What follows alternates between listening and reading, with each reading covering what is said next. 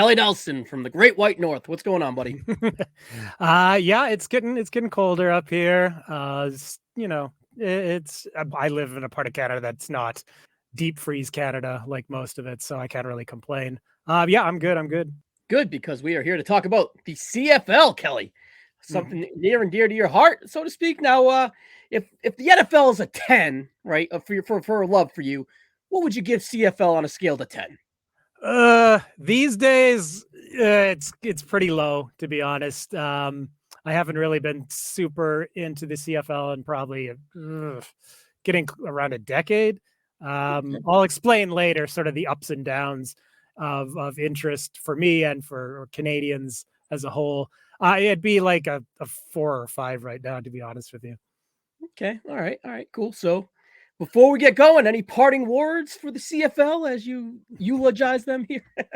Your Yeah, fans? yeah. Well, the way it's going these days, a eulogy may be not too far off. But no, this will be a celebration of the greatness of the CFL.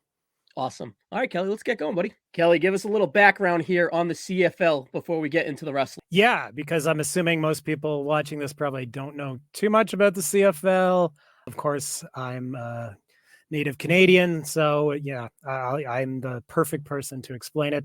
The CFL itself is not that old as far as the league goes. It was formed in 1958, but it was actually a merger then of the East professional leagues, which was known as the Big Four, or if you want to get the whole name, the Interprovincial Rugby Football Union, and the West Professional League, which was the WIFU, which stood for Western Interprovincial Football Union. So a very Canadian sounding name there. So it had been a long period of evolution to get to that point. Professional leagues in Canada probably started around the same time as professional football leagues in the States. The game itself evolved around the same time or started to evolve around the same time as football in the States as well. Like 1870s, 1880s was when it first started being like you could say this was football. It's the history is kind of mysterious as it is for most of the professional sports, the main professional sports these days. It didn't just appear one day out of nowhere. It was a long period of evolution. But it seems to have kind of evolved in Canada and the United States at the same time, but I don't think there was a ton of influence at first. I do know that a team from Montreal, the University of McGill in Montreal, which is a major Canadian university, did come down to the States around 1875 and played, I want to say in Princeton or Yale. And there was some like swapping of ideas there. And apparently the game, the way the McGill University was playing it at the time did influence the Ivy League schools where football in America first evolved from. So there is an overlap there, but it already started evolving from rugby before that. So yeah, mysterious origins, but by the 1880s in both Canada and the United States, we started to head towards a recognizable version of football, but it took quite some time still from there. In Canada, we have the Grey Cup. That's the big game and the championship for the league for the CFL. But it goes back to 1909, the trophy and the first Grey Cup game. But the original Grey Cup game was between amateur college teams, and there was no professional teams to speak of at that point. And it was still probably very rugby-like at that time. As you can see here, the logos over the years, the one on the top left, I don't think I'd even seen before. I did some research here. That's the original CFL logo with a maple leaf in it, of course, a Canadian symbol. The one in the middle at the top, the 1969 to 2002 one, that's the one I'm most familiar with. That's the one that existed when I first became a fan. That's the one I always think of when I, close my eyes and think of the CFL or think CFL logo. I think of that one, but it's been gone since 2002. Then the other one on the right only existed for about 10 years. I never really liked that one. very of its time, I thought. And the one they have currently today is pretty, I don't know, it's kind of cold, if you ask me. Could add a little more color to it. Maybe it speaks for the how the league has gone in the last 10 or so years, kind of into a dark period. Anyway, so back to the Grey Cup. Like I said, it was first contested in 1909, so almost 50 years before the CFL was formed. So long history, started with amateur teams, slowly got more and more professional teams, and then slowly the amateur teams got squeezed out, and it was exclusively professional teams. But like I said at the beginning, there was a professional league in the East, a professional league in the West that were technically separate, and they only met for the championship at the end of the year in the Grey Cup. And then finally in 1958, they merged and we had the Canadian Football League, the CFL. So yeah, there's another picture that has all the logos of the teams, the current teams as it is in 2023. And it's up there now. So I'll just quickly explain a few things. The Calgary Stampeders in the top there in the middle, that's my hometown team. That's the jersey I'm wearing today. It's a vintage, like 2000 jersey, number 18, Alan Pitts, one of the greatest wide receivers in CFL history.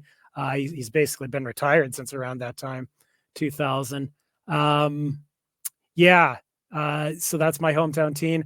The Edmonton Elks, you see at the top, that's a recent development, basically around the same time as the Washington Redskins became the Washington Commanders, or actually they were the Washington football team at first, but had to switch their name. And then the Cleveland Indians became the Cleveland Guardians around that same time, when there was a lot of social awareness protests going on in 2020. The Edmonton Eskimos finally changed their name, which had been controversial for a long time because it was a derogatory name, and they changed it to the Elks. But we're going to be actually talking next episode exclusively about the team that is now the Edmonton Elks, but for 70, 80 years was the Edmonton Eskimos, and they produced a ton of pro wrestling talent over the years. So look forward to that next week. We'll be looking exclusively at the Edmonton Elks. This week is just going to be a general look at the CFL and different players who played for different teams. As you can see, there's 9 teams, and the Grey Cup is coming up this Sunday. That's why we're doing this a bit early. I wanted to squeeze this one in before the Grey Cup, and so it's topical. And this year, the Grey Cup is contested between the Winnipeg Blue Bombers and the Montreal Alouettes, and I believe it's the first time those two teams have ever met in a Grey Cup, and that's impressive because both those teams are quite old. Most of these teams, the BC Lions go back to the 50s, Stampeders to the 40s, Edmonton to at least the 30s, maybe even earlier. Hamilton and Toronto go way back, like early 20th century. Montreal's pretty old. Saskatchewan's pretty old. Winnipeg's quite old. I want to say around World War I, 1920s for Winnipeg. And the Ottawa Redblacks are the newest team, but they are actually the third Ottawa team in CFL history. The original Ottawa team was the Ottawa Rough Riders. I've talked about this in a previous episode, how there was once 2 teams in the league, and at one time there was only 8 teams in the league, and there was 2 teams called the Rough Riders. But that that Ottawa team folded in 1997, I think, 96, 97. Then there was a short-lived Ottawa Renegades from about 2002 to 2005, I think were the years.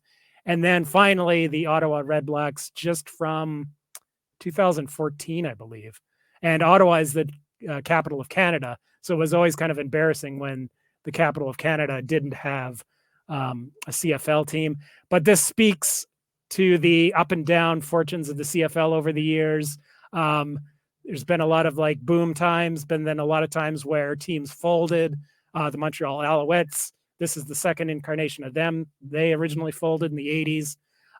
My beloved Calgary Stampeders almost went out of business in the 80s. Some rough times. There was a boom about 20 years ago, but now we're in another decline period, valley period, where attendance is way down and interest in Canada is way down.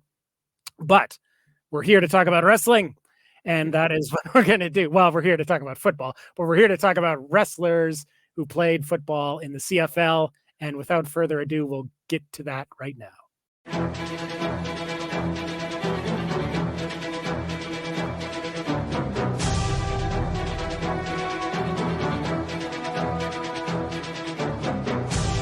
Kelly, the first wrestler we got here is Lex Luger. Tell us a little about Lex in the CFL. So the total package, Lex Luger.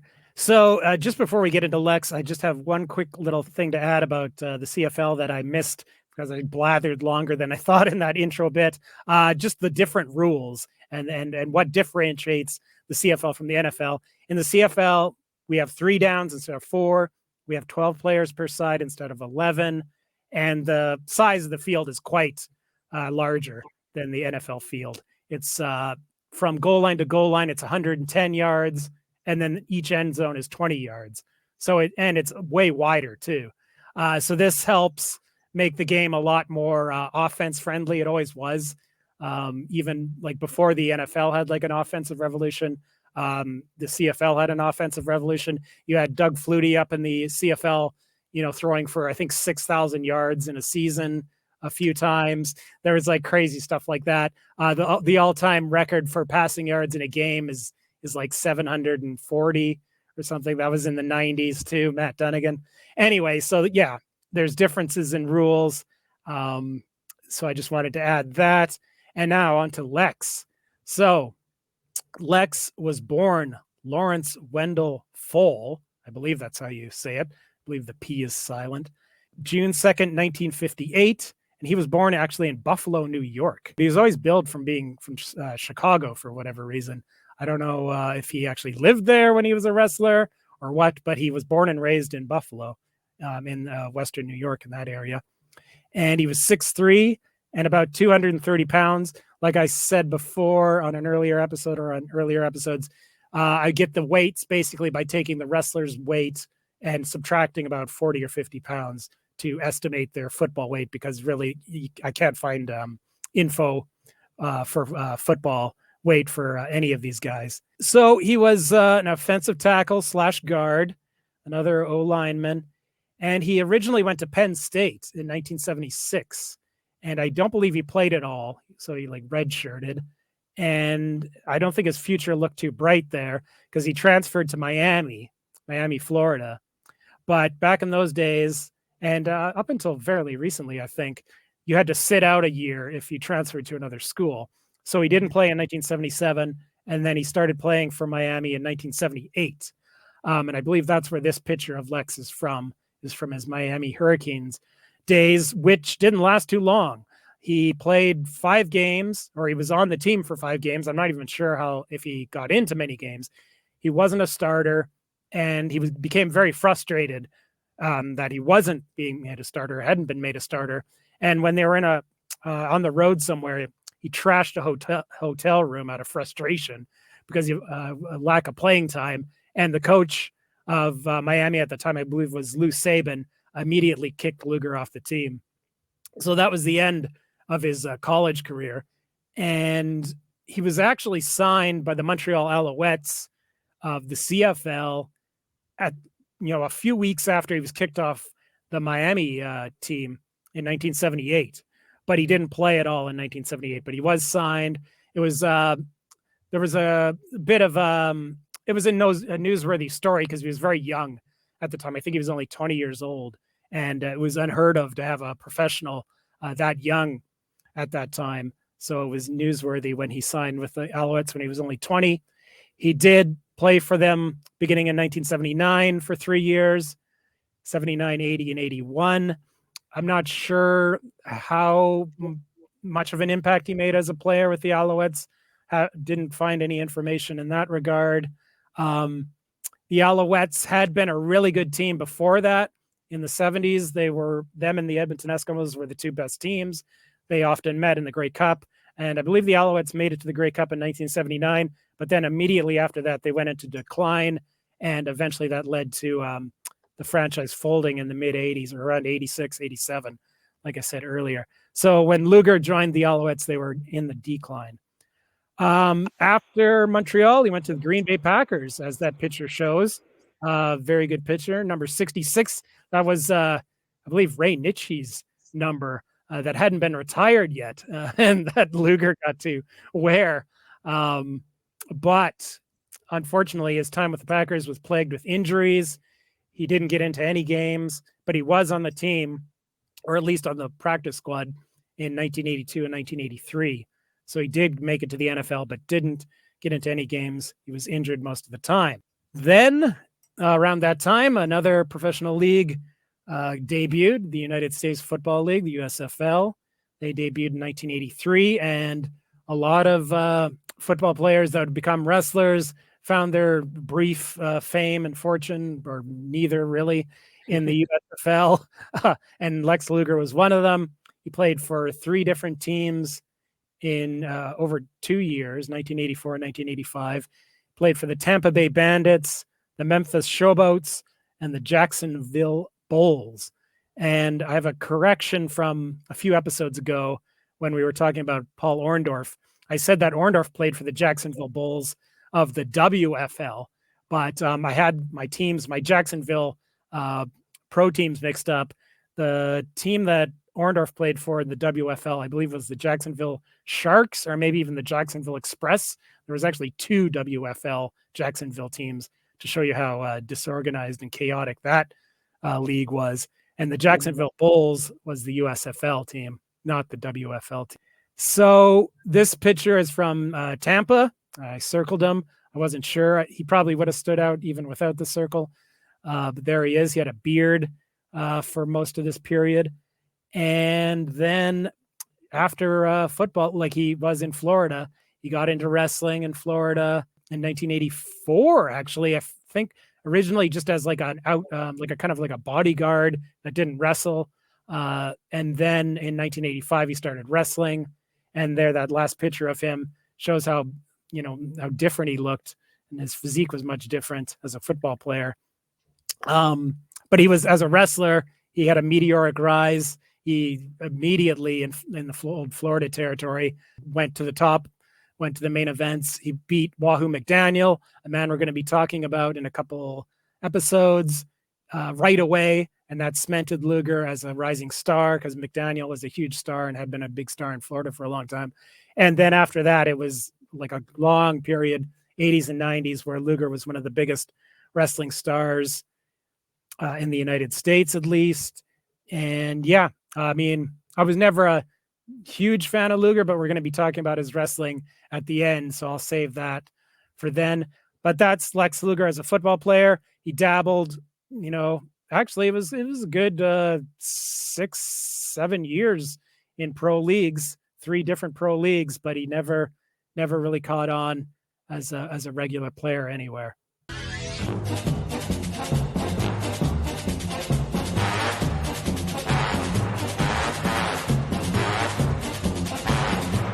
Kelly, tell us a little bit about superstar Billy Graham.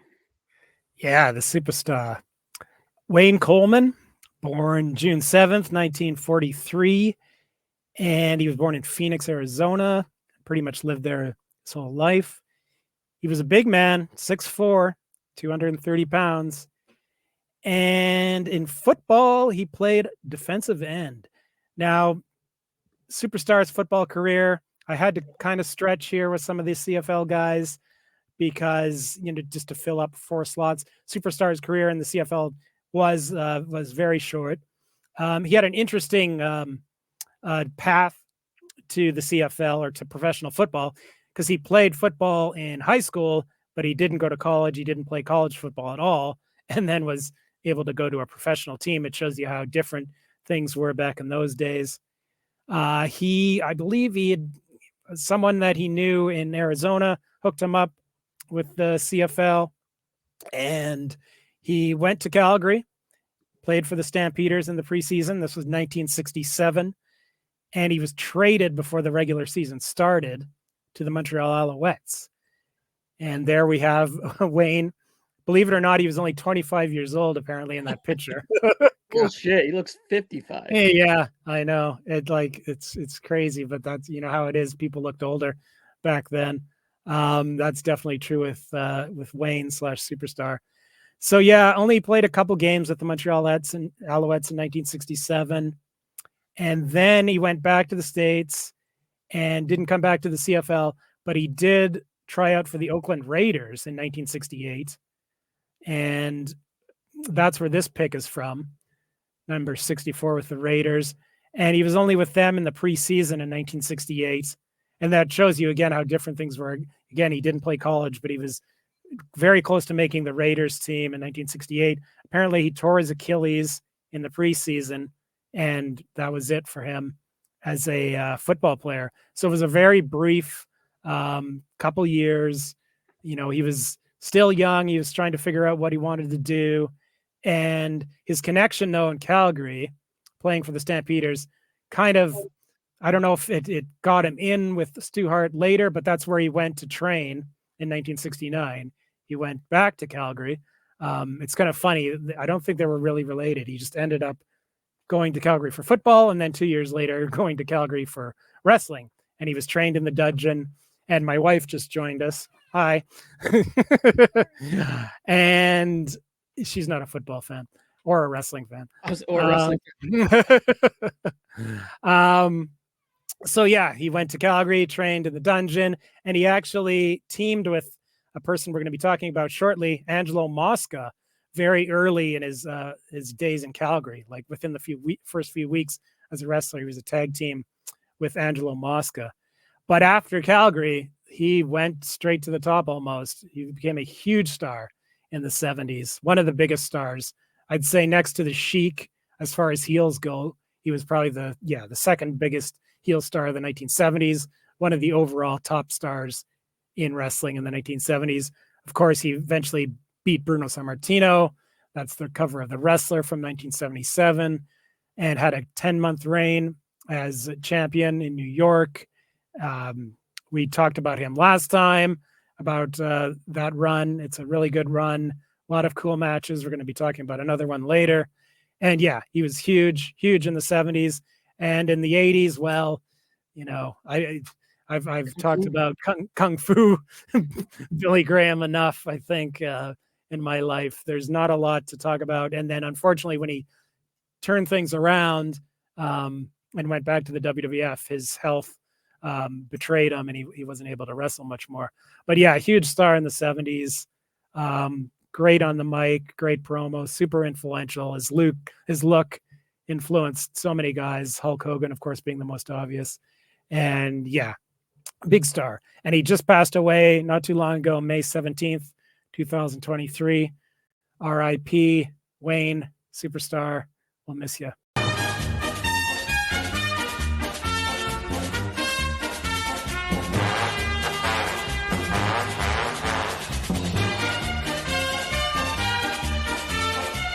Kelly, Flying Brian Pillman.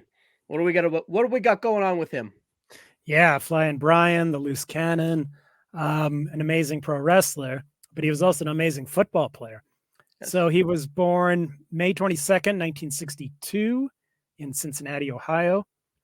And his listed height and weight as a football player, he was 5'10", 220 pounds. He was on the short side, and definitely on the short side for the position he played, but it didn't really stop him from excelling at the position. So he played defensive tackle, nose tackle, and also linebacker during his time at the University of Miami of Ohio, 1980 to 1983. He was, in 1983, a second-team All-American, so that was a huge accolade. And one note, I saw him listed as a 1982 All-American too, but I couldn't find any secondary sources on that, so I'm not sure. But anyway, 1983 was a huge year, his senior year. He was the second-team All-American, and he was also the MAC Conference Defensive Player of the Year. So yeah, he was, had high accolades as a college player, excelled during his senior season. But like I said, he was a little on the small side, or more than a little. But he still was able to make it to the NFL in 1984 with his hometown Cincinnati Bengals. And he played 6 games with them. There he is. Looks like a practice photo with the Bengals, number 97. And yeah, he wasn't a starter, but he did actually play in the regular season 6 games with the Bengals. But he was released after the season. He went to camp with the Buffalo Bills in 1985 and was only on the team there for the preseason before being cut before the regular season started. But he still clung to dreams of football glory, and this is what sent him up north, like it did for quite a few players over the years. And he ended up in Calgary with the Stampeders in 1986. Very fortunate that he went to Calgary, or maybe not so fortunate, depending on your point of view of how his life turned out.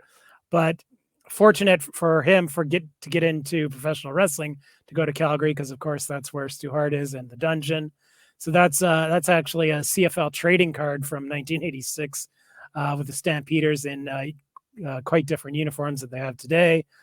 Went back to number 41 when he was with the Stampeders. I don't know exactly how much of a contributor he was to the Stampeders. 1986 was definitely a low point in the Stampeders' history. I think that was around the time that they were really struggling and almost went belly up. So anyway, he caught on in wrestling, and he started in 1986 in Stampede. I can remember I was watching by then. I was watching when he first debuted in Calgary on Stampede Wrestling. I can remember the gimmick was at first that he was like straight from football. He would have his teammates. I think for his first match, he had several teammates in his corner on the outside of the ring from the Stampeders. And so at first they really played up his being a football player that has got into wrestling, but it didn't take him long to fully integrate into wrestling. And it was almost within a year, it was forgotten that he was ever a football player because he caught on so quickly, became good so quickly, and was a big star in Stampede for a few years before heading back to the States and then eventually getting into WCW, where he became where he had his greatest fame as a wrestler. He was a significant star in wrestling in the 80s and 90s. The thing was with him, he always wanted to get to the top. He thought he could be a main eventer, but most promoters didn't, outside of Calgary, ever gave him a chance in that regard. And it's been well documented what happened at the end of his life. He died way too young, October 5th, 1997, when he was in the WWF after the car wreck and all that. But he packed a lot into a short life, that's for sure. An excellent college football career and then an excellent pro wrestling career, all before the age of 35. Yeah, that's Brian Pillman. And his son is in NXT now as Lexus King. Have you seen any pictures or anything about him? Well, I've seen him like his previous when he was in AEW. I saw a picture of him wearing his father's, or he was wearing a Bengals jersey with number 97 and Pillman. So I saw that somewhere. I don't know if that was recent but yeah. But yeah, the name, I don't know if that's going to do him many favors, but whatever. At least he's still going. We'll see. He lacks a little charisma, but we'll see. The best of luck to him. He has the pedigree. Yes.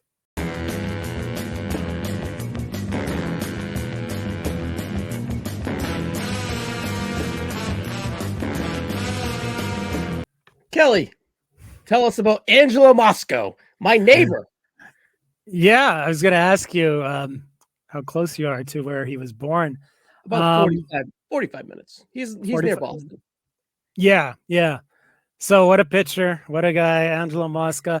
The main event of this episode, not for his wrestling accomplishments, no, but for his CFL accomplishments, because of all the guys we talked about today, he was the most accomplished CFL player, that's for sure. So Angelo was born February 13th, 1937 in Waltham. Is that how you say it? Waltham. Waltham. Okay. Waltham, Massachusetts. And he was a big boy, 6'4", 240 pounds. And yeah, defensive tackle.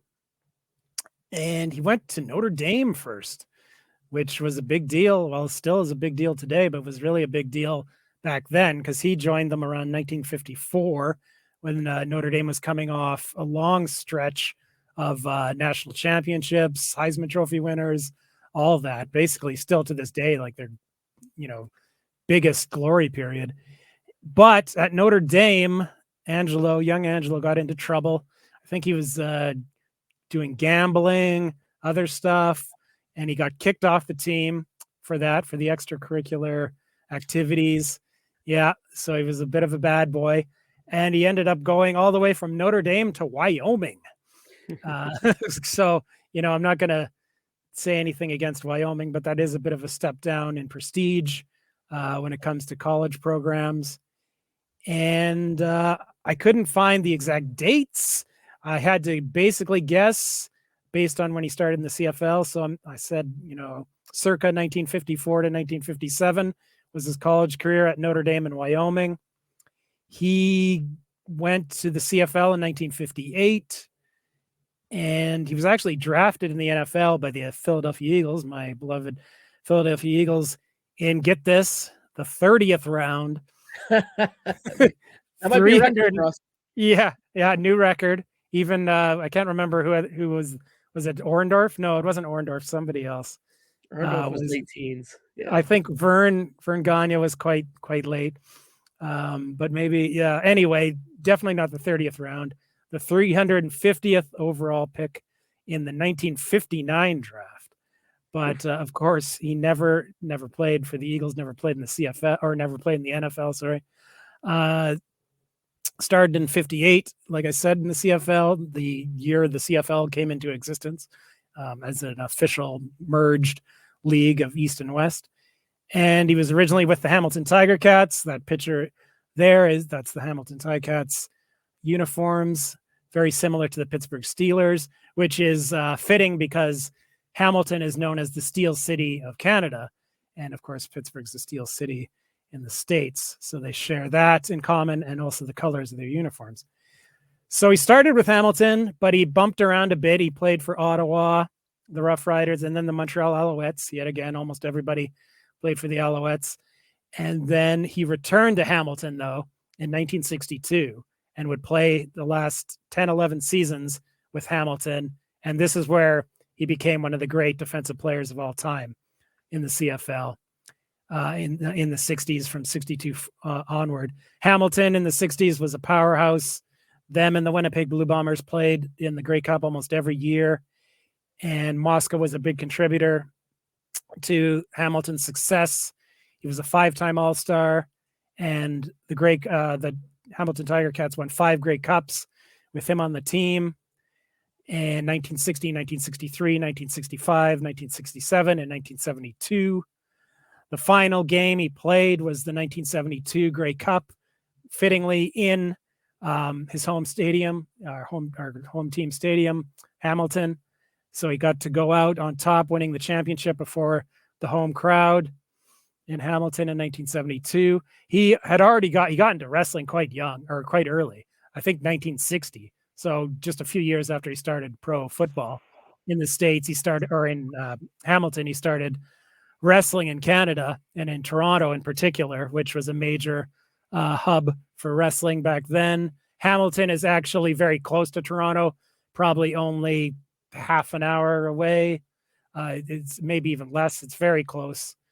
And so he's a big star in Toronto in wrestling, but he wrestled he played football for Hamilton, and Toronto and Hamilton are bitter rivals at football. So there he is. That was the last game, 1972, with the Grey Cup. What the Grey Cup used to look like, it's now much larger than that. It's if you've seen it, it's kind of like the Stanley Cup in size. Us Canadians, we pride ourselves on making these gigantic sports trophies.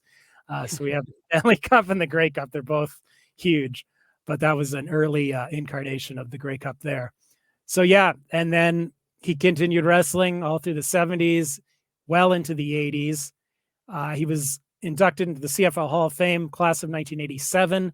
I'm not sure why it took so long, or I'm not sure. Maybe the Hall of Fame hadn't even been organized prior to then. I should have looked that up, but I didn't. But yeah, enshrined in the Hall of Fame. He's often, talked about to this day as one of the great CFL players, great defensive players in CFL history. Maybe the all-time greatest Hamilton Tiger Cat player, very highly regarded. His wrestling career, though, I mean, he was a main eventer. He was big. His fame was mostly in Toronto, in Canada. He would go into the States. He did make it to New York for a run with Bob Backlund in 1981 that produced some of Backlund's worst televised title defenses. And we're going to talk about the match recommendations later.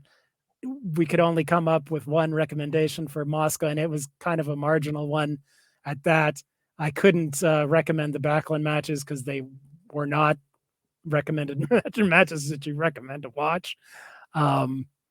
Yeah, but who knows? Maybe if we had some footage of the 60s, early 70s, wrestling wise, we may have some good Angelo Masco matches, but we don't. Anyway, we're here to talk about his football fame. He was one of the great CFL players.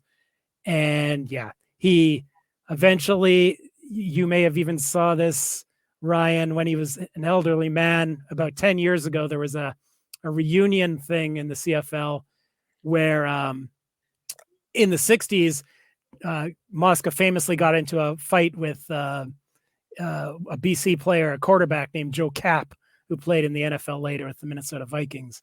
And there was a big brawl, I think. And then almost 50 years later, they were at a reunion together and they started fighting as two old men. And it was caught on camera. And Masco, by that time, had a cane. He was pretty decrepit. And he whacked Joe Kapp over the head. Kapp tried to make a joke. He had a bouquet of flowers that he brought up to Angelo as a joke peace offering. But Masco just started whacking him with the cane. Maybe there was some mental issues involved, but anyway, that became a meme, became in Canada. And I know Johnny Sorrow, my longtime podcast partner, was aware of it. So it did get some play in the States because Joe Kapp did have some notoriety in the NFL later on, like I said. Anyway, that was kind of the lasting. It's kind of fitting though, because Masco was known as a player as being a bad boy, kind of like a Dick Buckus, rough and tumble guy. So it's kind of fitting. And then being a professional wrestler, that was took a page right out of professional wrestling angle with the flowers and the cane and all that. So it's kind of fitting. That was the last sort of thing that the public knew about Masco. He passed away a couple of years ago, I believe. Yes, November 6th, 2021. Good long life and a great CFL player. And I'll salute you for that. Masco, I won't salute you for your wrestling accomplishments. Rough and tumbling. Some would say that about his announcing too. Yes, right. I didn't even bring that up. Yes, also not a good All-Star Wrestling with just with who was it with Gorilla? Just Jack Reynolds for one of them. It was I think it was I forget which TV show it was, but it was one of the kind of lower ones. Yeah, Marble Mouth they would call him. Yes, but hell of a football player. Hell of a football player. All right, Kelly, let's take a quick look at our depth chart here before we get into the matches. So very offensive and defensive line heavily, especially on the defensive line here. Let's start with Superstar at the defensive end. We're going to have to work a little bit here with our depth chart. Yeah. Should we put more recognizable wrestling names opposed to football names here? But we have Superstar. Let's move them all the way up here into the depth chart. But should we take him over Dory Funk? Take him over Vern Yaganya? What are you thinking? Looking at this, I'm going to suggest maybe moving Vern to linebacker because I think he maybe played there. I mean, I know Superstar definitely didn't. I'm not sure about Dory Funk. So I think we could maybe move because we need linebackers. So let's move Vern over there. I'm sure he wouldn't mind. And then now we have Dory and Superstar. doing the edge, Yeah. getting sacks. We'll And then move we, Burrow to the yeah, outside linebacker. He's like we'll yeah, call him a hybrid. yeah. I mean, this is fluid. We'll maybe change it later, but yeah, for now, let's experiment with Vern at linebacker. Perfect. All right, let's go over the defensive tackle while we're on the defensive side of the ball. Now, I think we should have this guy be right. If Ron Simmons is our 3 tech, Pillman's going to be our 1, our nose with a shade perhaps, and we're just going to disrupt the line of scrimmage and get right after you right there. And then Angelo will probably be our 5 tech to the strong side, and we're really rocking and rolling. I think we're going to have a defensive line of 3 at least guys up front, and then we're going to box them in with our DNs. We might end up with a bear front with a 6-man front. So we'll have Yeah. to see how we line up. But this is what we're looking at right now with the defensive line of Angelo Masco, Brian Pillman, and Ron Simmons. I think that is the strength of our team so far on either side of the football, really. Oh, for sure. Yeah, like it's almost complete there with the defensive line. Absolutely. I don't know how many more we're going to add to that. It's tough because it seems most of these guys either played O-line or D-line, so we'll see. We'll see how it goes. We'll be playing a bear front, like I said, 6 down linemen. All right, so let's bring Lex Luger all the way to the front. He was probably a better offensive tackle than Bill Watts, even though Luger just kind of struggled to get on the field. But we'll go with Luger at the top of our offensive line here, and we'll move Watts over to the other side, to the second tackle. So this is how we look depth chart wise. Kelly, what do you think so far? Well, yeah, we're like my Eagles. We're focused on the trenches, the O-line and the D-line. And we do have a quarterback, and that's probably not going to change. Our backfield is good. Nagurski and Sonnenberg, that's solid. Tight ends, we got, we're starting to get something going here with pass catchers. We need some more receivers, and we definitely have no secondary at all. So that's going to have to be addressed in future episodes somehow. Maybe Stu Hart can play safety. We'll have to figure that out as we go. But like I said, I have a wild card that we can throw in the secondary for a Pro Bowl. Right. And it's kind of hotting in the weeds to give it away a little bit. Okay, cool. Kelly, but that is our depth chart. Let's move over to our match recommendation. All right, Kelly, Luke from the Place to Be Nation podcast from the Monday Night Project, Hamburg All-Stars. That might be something you want to check out, where he focuses on the late 70s Hamburg WWF territory there. Oh, in wow. the Memphis Continental cast, where he talks straight 80s Memphis. I believe he's in the middle of 1983, perhaps into 84 so far.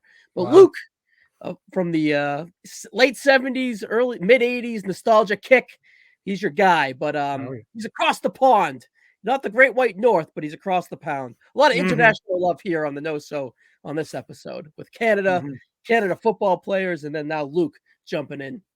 So Luke is our guest, I guess, recommendator. Yeah, that works, Kelly. That works. We'll go with that. But Luke was nice enough to start here with Lex Luger.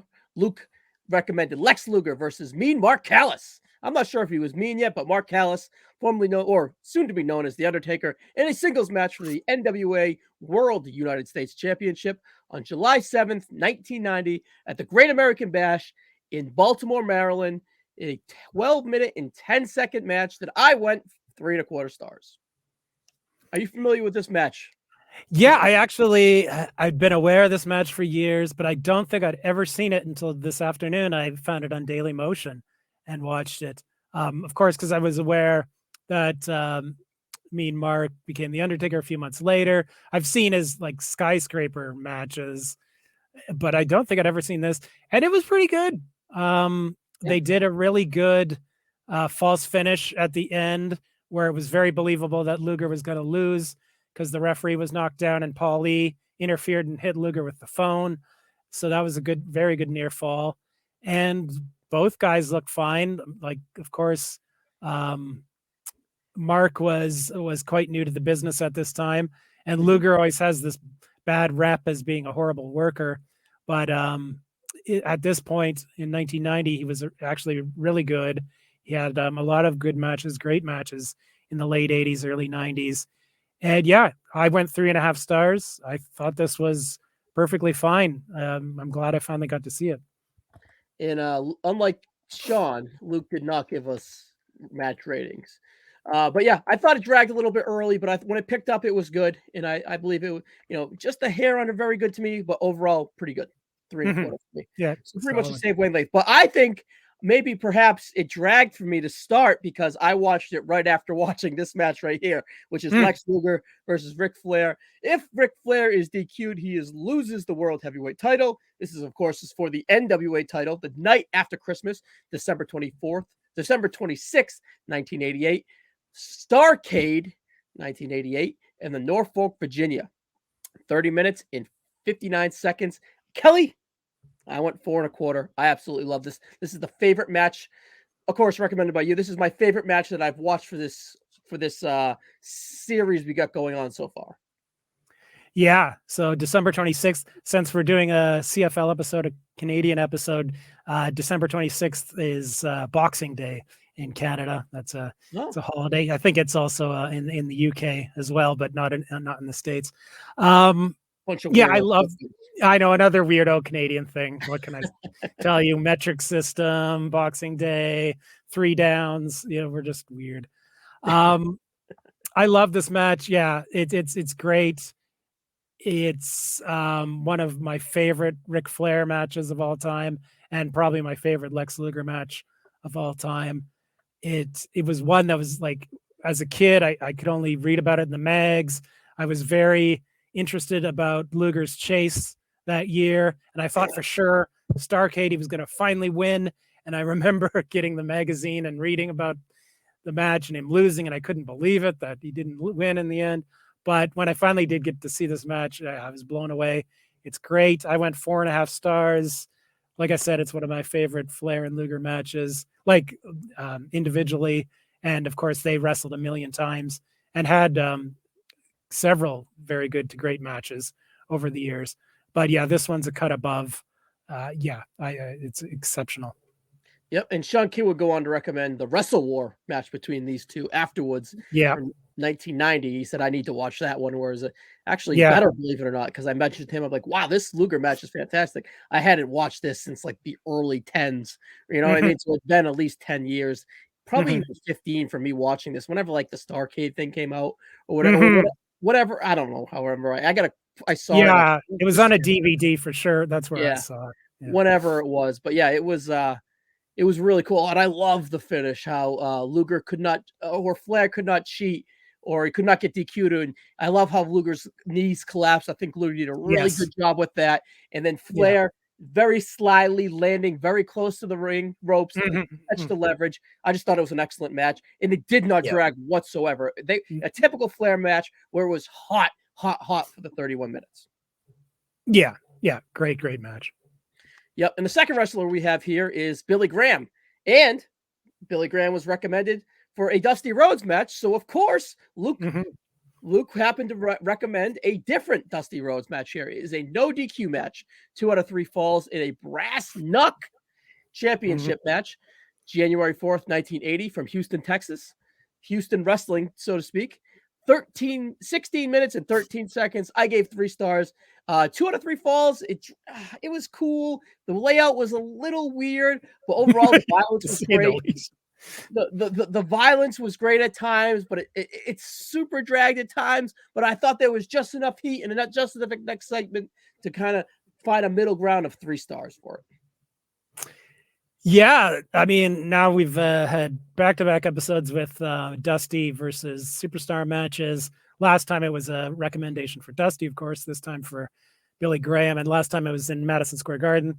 This is Sam Houston Coliseum in Yeah. Houston. I'd never seen this match before. I was aware of it. This is getting late in the Superstar days before he vanished and came back as Kung Fu Billy Graham. He's definitely got less hair than he did in like 1977, 78.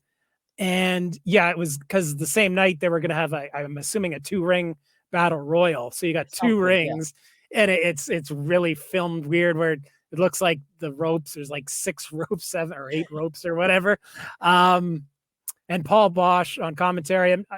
I don't know. I've never been a huge fan of Bosch on commentary. He just seems like he has to talk nonstop, and sometimes he's just blathering on about nothing because he just feels like he can't stop talking for whatever reason. That's always been my opinion of Paul Bosch. But as far as the match goes, I went 3.5, but I think I don't do quarters, but I think this definitely one. I think I may have to start using them because, yeah, 3.5 seems too high. You went with 3. I would give it a bit more than 3.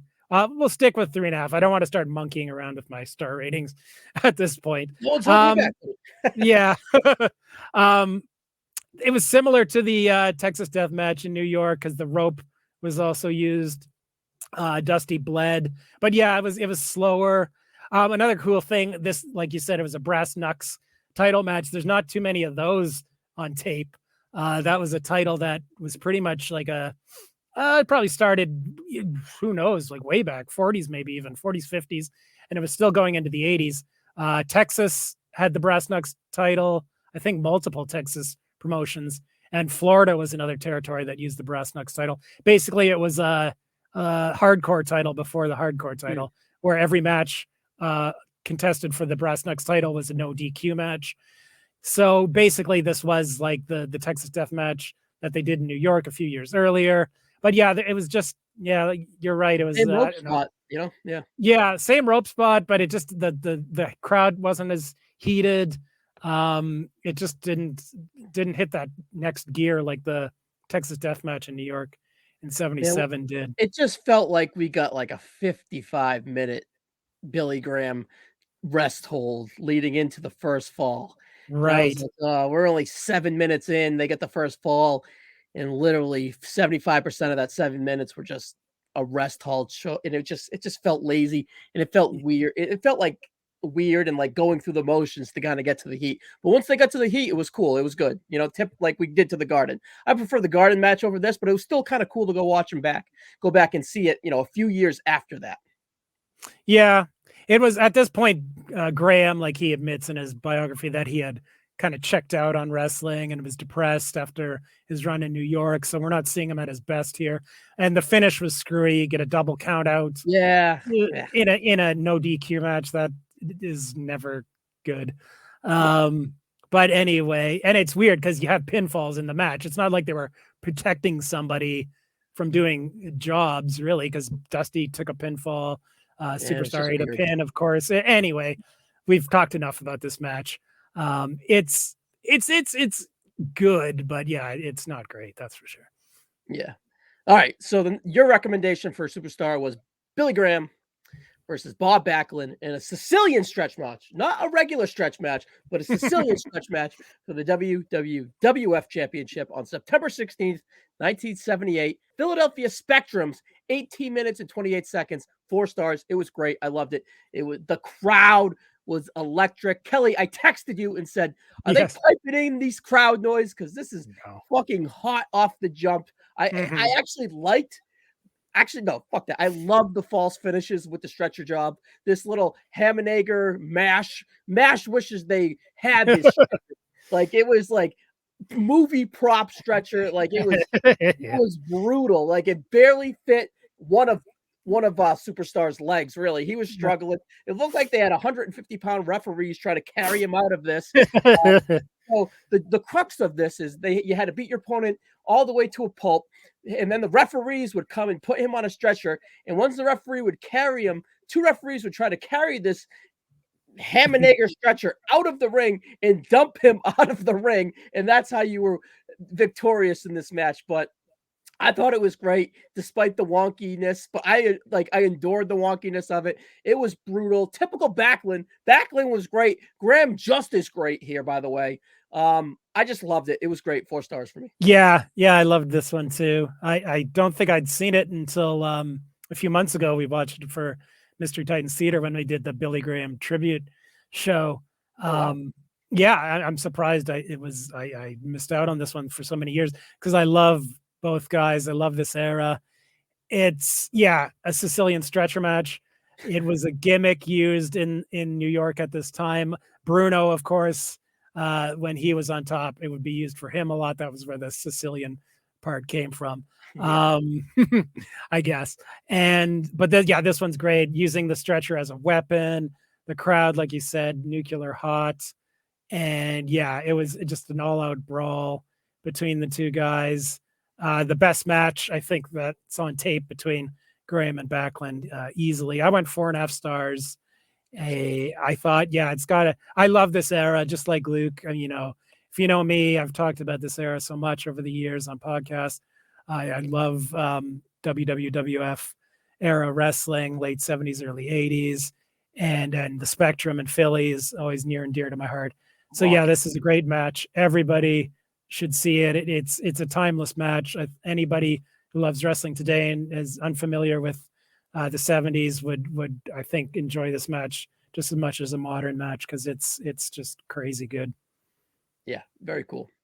All right, next guy we have here is Brian Pillman. Luke recommended Brian Pillman versus Lex Luger in a singles match for the NWA World United States Championship from October 28th, 1989. Halloween Havoc, Philadelphia, Pennsylvania. Again, 16 minutes, 49 seconds. I went 3.75 stars. I thought it was very great, very good, close to great. I thought it was very good. I just felt that it was just in 4.5 gear when it potentially could have got there. I'm not sure why it didn't necessarily get to the 4 for me, but I just went with my gut at 3.75 stars. But I thought it was excellent. Both guys had really good stretches. I love the hope stops from Flying Brian, and I love the power moves from Luger, and Pillman's great in the in the receiving role of that. Yeah, this is a great match. One of Luger's best. It's a great example of him as a heel, like really, as he was just a great cocky heel at this time. And Pillman had just joined WCW in the summer, I believe. So he was quite new. This is also in Philadelphia. This is at the Civic Center, which was a notorious arena. Is where the NWA held shows for many years in the 80s. And they were known for having a rough crowd. You can see the future ECW fans, front row fans in the crowd that night, like Hat Guy and those guys are cool in the crowd. So it has that kind of vibe to it. Very hot crowd. It was an undercard match, so they weren't going to upstage the main event. Although I think this is probably the best match on the show because the main event wasn't really that great. The weird cage. Yeah, the first Thunder Cage with Bruno actually as the referee. It was. I think I've only seen it once, and I wasn't too impressed. Terry and Flair. Yeah. Funk and Muta against Sting and Flair, which was such a hot feud all year prior to that. But yeah, they got too cute with the gimmicks for the match. But anyway, yeah, this match is good. I haven't seen it in a while. I put 4 stars on it. I remember it being, when I saw it for the first time, like I was really impressed. I was like, wow, like the crowd's hot. Brian is super over as the challenger, and Luger's great as a heel, like I said. So yeah, I'm fine giving it 4. I didn't rewatch it recently, so maybe that's a bit high. But anyway, I'll stick by 4. No problem. So, and Kelly, your recommendation for Brian Pillman was Brian Pillman versus Jason the Terrible in a singles match in a 45-minute time limit for no title, non-title. No. August 7th, 1987, Stampede Wrestling from Calgary, Alberta, Canada. And I wrote 12-ish minutes because as soon as if anyone wants to watch along on this match, about a few seconds in, they were like, they are 5 minutes into this match. So I added the gentleman 5 here, and I went 12.5-ish minutes. You had a smudge finish where Jason the Terrible kind of just started beating up on Pillman. Pillman throughout the match was on the chase. Jason the Terrible, a little slow, but you could see like the Pillman's greatness here with the selling and the comebacks and the fire and everything. And what was it? I watched this one early in my rewatch. So what was it? A count out, or they just had a disqualification or a double disqualification? Yeah. And kind of the whole locker room came out and ripped everyone apart. And all I know is that Terrible had a Jason-like mask on, so you couldn't really hit him in the face. That was the gimmick of the match. Yeah, well, with doing Brian Pillman this episode, I kind of had to squeeze in a Stampede Wrestling match since we're talking about Canada. Got to talk about it. It was good. I gave it 3 stars. Yeah, I went 3 stars as well. I was kind of unsure. I put a question mark. I thought we saw enough that it was more than an NA, more than a not applicable. We missed, the first few minutes. This was a typical, if you know anything about Stampede Wrestling and their TV, the matches were almost always clipped. they would almost always be joined in progress. Sometimes you'd get a match where it's like, this has been going on for 56 minutes. And we'd get the last 3 or 4 minutes before the draw. That wasn't unusual. But this one, we got most of the match. I don't know why they didn't show the whole thing, because really, it was just the first couple minutes, because often they would cut away also, and you wouldn't get the finish, which would be frustrating. But we have blood in this one. As soon as the footage kicks in, Pillman's already busted open. This was when I was a young fan watching. I started watching about a year before this, and Jason the Terrible, I was a huge fan. My friends and I were a huge fan of Friday the 13th movies, so it was pretty cool having this character come into our home promotion. He was booked as totally unstoppable. I had to look up the dates and all that. He had only been wrestling in Calgary, I think, for about a month, Jason the Terrible, before this, but he destroyed everybody.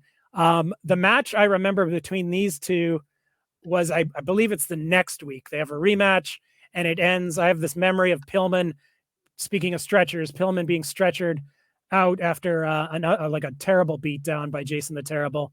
And eventually Bruce Hart, who was Brian Pillman's tag team partner, they were actually the tag team champions of Stampede at this time.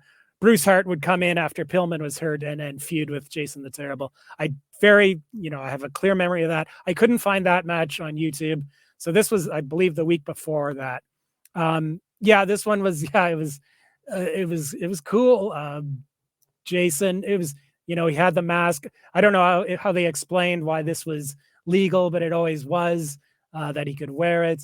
We got a big dive from the ring to the outside by Pillman. That was, way ahead of its time for the era.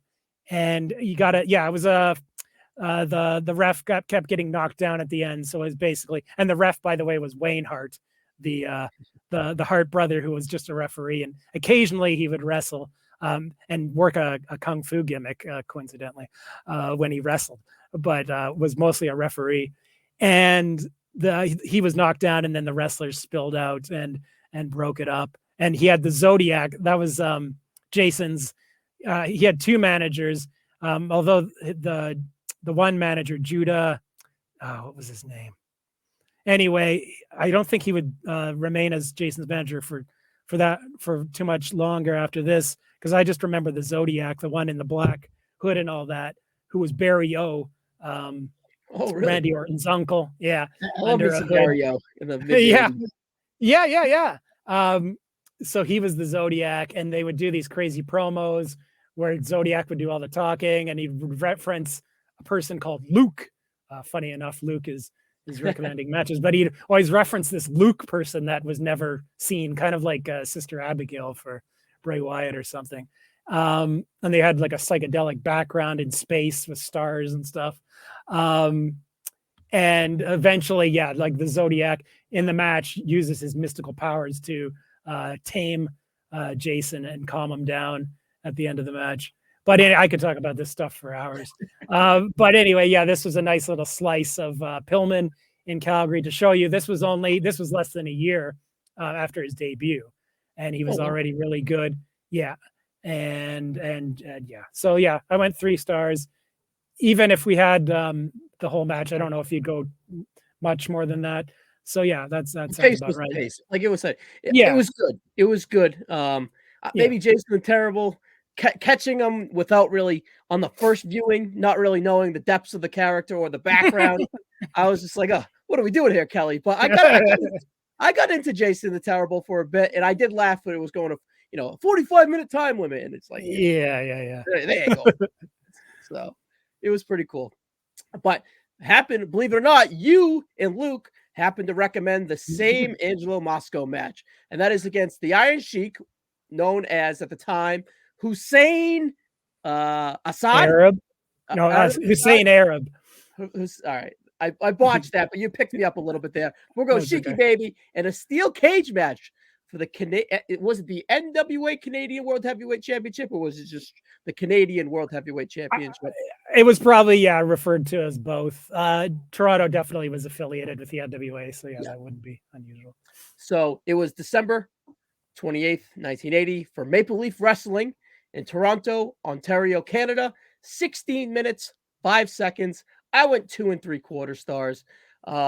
Originally I went star and a quarter. I don't know. I wrote down 2 3/4. I just so used to going like a star and a quarter above the replacement level here of 3 stars, but I had it a tick under 3. I thought it was good at times, but it was just so boring for a steel cage match. And Yeah. if this is Angelo's best one, God bless him.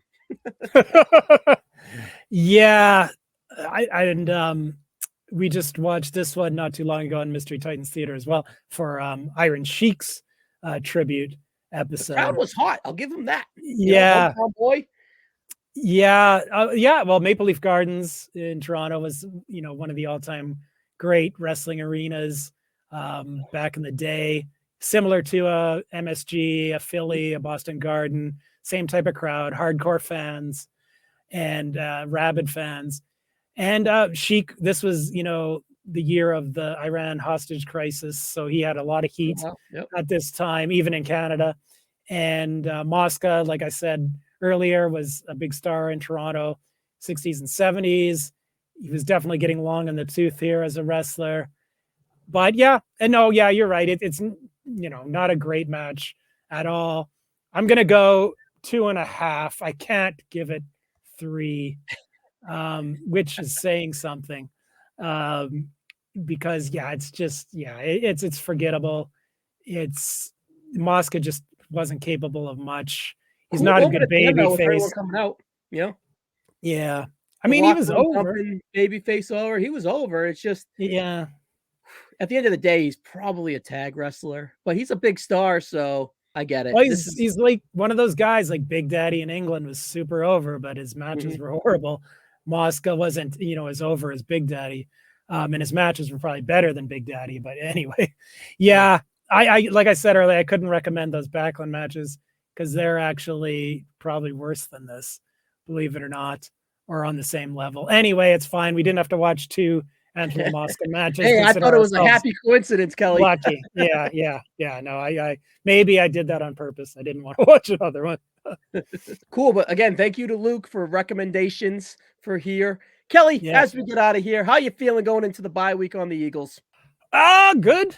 Man, they have a few, issues with their past defense. That's for sure. They're playing the Chiefs on Monday night. Huge game. Coming Rematch out of of the the bye Super week, Bowl. excuse me. Yeah. Both of them are coming out of the bye. Yep. It'll be interesting. I don't see why they can't win this game. They've never beaten the Chiefs with Andy Reid as the coach, which sucks because of course Reid was the Eagles coach for a long time. But yeah, they've never beaten them. So it'd be nice to finally end that streak. It would have been nice to have ended it in the Super Bowl last year, but whatever. Here we are. Ahead, they got Buffalo. Buffalo's struggling. The Niners. Cowboys Who knows? again. That's going to be a dogfight. Cowboys again, and then a game in Seattle. They haven't beaten the Seahawks in 15 years. Seattle, that's a winnable game. And then they have 3 layups, basically, on paper anyway, to end the season with the Giants, Cardinals, and then Giants the last 3 games. So hopefully that'll give them what they need to secure the number 1 seed, because that's really what matters, is to get that bye in the playoffs. You guys go 3-2 in this 5-game stretch, you're probably going to be okay with 3 losses. The Niners already have their 3 losses. I doubt they win out. You know what I mean? So you beat the Niners there, you're in great rock and roll in shape. The West Coast coming to the East Coast in the playoffs, you're in a really, really good shape. Just win 3 out of 2. At least win 2 out of 3, and I still think you're in pretty good shape if you beat the Niners. So I think you're good, buddy. I think you guys think you're good. And then Seattle already has their 4 or 5 losses. Even if you have a hiccup against them, they're a wild card team anyways. Cowboys, you guys are just better. You're better at the quarterback position. You're better up front. And at the end of the day, you're going to be looking at when you look at down the end of the barrel, it's going to be fucking McCarthy looking at you. So I think you're okay there. One wild card team though I do like is the resurging Minnesota Vikings, but they don't have enough depth. But I don't know if they're going to even get past the Lions, man. That offense, and they have just the swagger, the coach. They got the line that can maybe slow you guys down up front. Lions is a team that I'd be a little bit worried about too. But they're so new to this playoff game that I think even if you had to go there, that you'd be kind of a-okay. And it's indoors, climate control, all that stuff. I think you guys are probably still the favorite in the West. And not in the West, in the this is in the NBA, buddy. In the NFC, you guys are probably still the favorite. In the AFC, it's not the Patriots. We'll start there. Let's just soar to that top 3 pick. Drake May, Caleb Williams, Marvin Harrison. I think we're in great shape regardless there. Let's just rock and roll with that. We'll end it there. And I really like the Ravens, despite the hiccups they always seem to have, let-ups in the fourth quarter on all of their losses. Well, you lose to the Browns when you're leading for virtually the whole game, scoring early, and then you lose on a last-second field goal to the Browns. It seems like they need to tighten up a few bolts in Baltimore, but I would be very easily looking at a Baltimore-Philly Super Bowl, I think. And I think that's a pretty cool matchup. Battle of the Birds. Yep. That would be cool. That's my mid-season report. That's your mid-season. I just don't think the Chiefs have the firepower left so Taylor Swift can sing them to it. By the way, are you nervous? The news comes out today. Taylor Swift's going to be in the building on Monday Night Football. Does that make you a little more nervous? Well, isn't she an Eagles fan, or was? That's where it comes down to. Yeah. So maybe it's a good luck charm for the Eagles. Let's hope so. All right, Kelly, that's where we're at halfway through the season, and that's the end of this episode. Anything you want to say as we get out of here, pal? Just quickly, I'll do my references. I forgot to do that earlier. A Wrestling Data, Superstar Graham's biography, which is really good, Tangled Ropes. The Heels from ECW Press, as usual. Pain and Passion by Heath McCoy, which is a history of Stampede Wrestling. One of the best territory history books out there. Highly recommended. College and Pro Football Reference, as usual. HurricaneWarriors.com for info on Lawrence Fall, a.k.a. Lex Luger's time with the Miami Hurricanes, and Wikipedia. Awesome, Kelly. Great job as usual. What do we got coming up next episode? So next episode, we are staying north of the border. And like we did with West Texas State, we're going to focus just on one team, because this team, as much as I hate to admit it, because they're the longtime rivals of the Calgary Stampeders, the Edmonton Eskimos, now Edmonton Elks. But for the longest time, like I said at the beginning, they were the Edmonton Eskimos. And when all these players that went on to be pro wrestlers played for them, they were the Edmonton Eskimos, including Roman Reigns, who played for them 2008, I want to say. So we're going to be looking at guys as far back as Stu Hart in the 30s and Roman Reigns in 2008. So yeah, next episode will be entirely on the Edmonton Eskimos and the football or the wrestling talent they produced over the decades. But I'll be wearing this jersey again next week, just to make sure that I represent my beloved Stampeders against the hated Edmonton team. Awesome. All right, Kelly, that's it for this episode, and we'll see you next episode, pal. Go Birds, right? See you guys. Go Birds.